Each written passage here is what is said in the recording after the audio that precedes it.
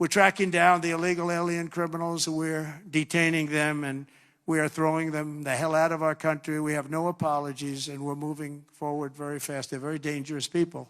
You know, I think my campaign, I really focused on the border more than anything else. A lot of people said the biggest thing was inflation and the economy, and then maybe the border was third. I always felt the border was first, because I felt that people could really understand that you can't have people pouring in from the prisons all over the world and from mental institutions all over the world and dumped into our country.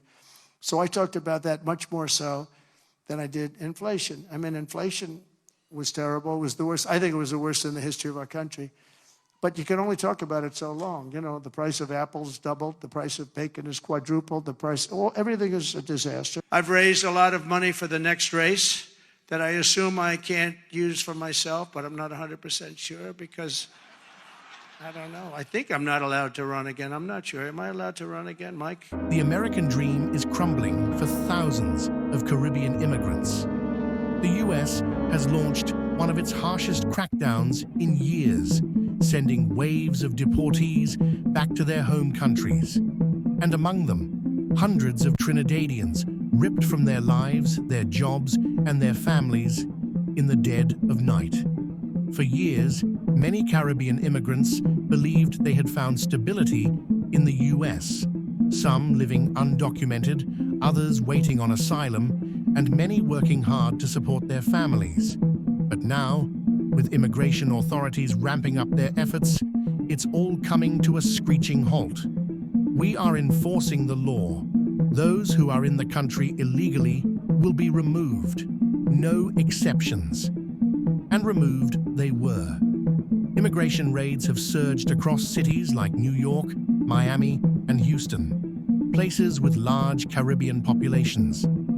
Homeland Security has reportedly been targeting those with expired visas, asylum seekers, and even long-term residents with minor offenses on their records. For many Trinidadians, this means being sent back to a country they barely recognize.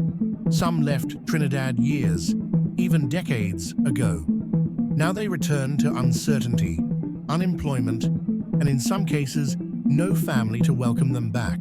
We are aware of the rising number of Trinidadian nationals being sent back from the United States, and we are working to ensure they are reintegrated into society. However, this presents significant challenges. Trinidad and Tobago's government is now scrambling to deal with the influx. With limited resources, no proper reintegration programs, and a worsening economy, many deportees are left stranded, jobless, homeless, and uncertain of their future. Meanwhile, immigration activists are sounding the alarm.